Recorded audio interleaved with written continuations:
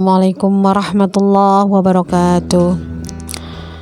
Semoga kita semuanya terhindar dari perbuatan zina, karena memang perbuatan zina ini memang betul-betul sedang marak-maraknya gitu ya. Ada beberapa sekolah yang memang anak muridnya hamil di luar nikah banyak. Bahkan hubungan jimak yang biasa dilakukan oleh seorang suami istri itu hal biasa dilakukan oleh anak setingkat SMP, SMA, bahkan anak SD pun itu nggak asing hal yang seperti itu, karena memang perkembangan teknologi yang begitu pesat sehingga anak itu tidak betul-betul dikontrol ketika menggunakan medsosnya. Makanya tentu pencegahan zina itu adalah tugas kita para orang tua, tugas kita para pendidik, tugas kita sebagai seorang muslim.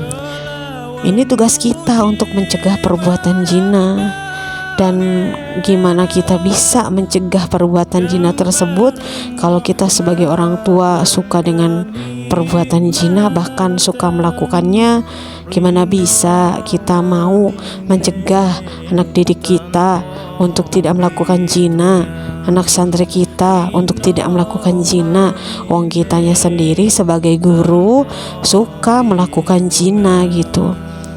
Ya bagaimana bisa kita mau mencegah saudara muslim kita yang beriman kalau kita sendiri sebagai muslim masih suka berbuat dengan zina?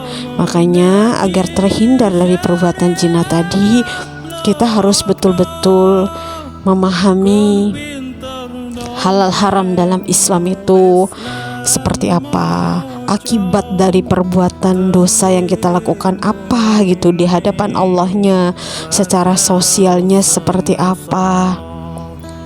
Jadi betul-betul memang empati kita, rasa empati kita kepada orang yang terdekat dengan kita, istri kita, suami kita, saudara kandung kita, atau anak keturunan kita bahkan, itu juga menjadi bahan pertimbangan gitu. Karena secara sosial perbuatan zina itu yang dirugikan bukan hanya dirinya sendiri, tapi juga pasangan yang sudah Allah halalkannya kalau punya anak-anaknya juga, dan keluarganya juga kalau di lingkungan lembaga pendidikan, lingkungan lembaga pendidikannya juga akan terbawa. Ya makanya itu kadang-kadang memang tanpa disadari gitu, kita banyak melakukan perbuatan zina yang memang zina itu sangat dibenci oleh Allah. Dan tentunya kita tahu gitu, anak hasil zina itu nasabnya terputus dari ayahnya. Dan dosa zina itu dosa yang beruntun gitu. Ketika ayahnya suka berzina, nanti punya anak laki-laki suka zina juga. Nanti anak laki-lakinya itu punya anak lagi gitu, nanti suka zina juga gitu ya. Nah, begitu dosanya itu, perbuatannya itu beruntun gitu, terus kayak kabel nyambung gitu. Makanya harus banyak duduk di majelis ilmu, mendengarkan para alim ulama yang betul-betul memahami hukum tentang halal haram, yang betul-betul mengajarkan kita untuk kembali kepada kitabullah dan sunnah, untuk taat kepada Allah, untuk meninggalkan apa yang dilarang oleh Allah. Dan tentunya selain duduk di majelis ilmu, kita juga harus banyak berdoa kepada Allah sebagaimana yang diajarkan oleh Nabi kita Muhammad sallallahu alaihi wasallam.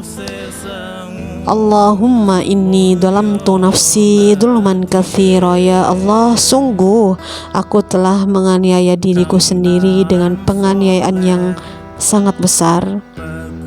Wala yaghfirud dzunuba illa anta, tiada yang dapat mengampuninya kecuali Engkau. Faghfirli maghfiratan min indika, anugerahkanlah ampunan dari sisimu. Warhamni, rahmatilah aku, innaka antal ghafurur rahim, Sungguh Engkau Maha Pengampun lagi Maha Penyayang. Hadis riwayat Bukhari dan Muslim. Jadi teman-temanku semuanya, Allah itu Maha Pengasih dan Maha Penyayang. Jadi kita harus senantiasa meminta ampun kepada Allah dari perbuatan dosa zina yang telah kita lakukan di masa yang lalu, dan kita harus menghapusnya dengan memperbanyak doa, memperbanyak zikir, dengan mengucapkan astagfirullahalladzi la ilaha illa huwal hayyul qayyum wa atubu ilaihi. Jadi memperbanyak istighfar, dan kita juga harus meminta kepada Allah dengan berdoa, Allahumma inni a'udzubika min syarri syam'i. Ya Allah, aku berlindung kepadamu dari kejelekan pendengaranku, wa min syarri basyari, dan kejelekan penglihatanku, wa min syarri lisani, dan kejelekan lisanku, wa min syarri qalbi, dan kejelekan hatiku, wa min syarri mani, dan dari kejelekan pada mani atau kemaluanku. Hadis Nasai, Abu Dawud, dan At-Tirmizi. Jadi doa-doa di dalam hadis Nabi yang dianjurkan untuk kita memohon ampun kepada Allah, dan juga kita harus memperbanyak sayyidul istighfar ya. Allahumma anta rabbi la ilaha illa anta khalaqtani wa ana abduka wa ana ala ahdika wa wa'dika mastata'tu a'udzu bika min syarri ma sana'tu abu'u laka bi ni'matika alayya wa abu'u bi dhanbi faghfirli fa innahu la yaghfirud dzunuba illa anta. Allah Maha Pengampun, Allah Maha Pengasih, Allah Maha Penyayang.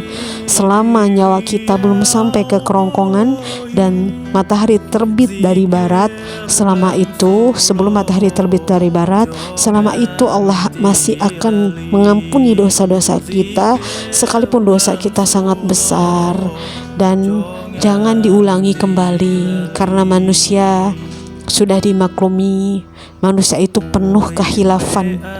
Makanya kata Allah di dalam Al-Quran, orang mukmin ketika melakukan kesalahan, maka dia menyadari dan dia meminta ampun kepada Allah, bukan malah marah, ngulangin lagi, marah sama orang yang telah membuat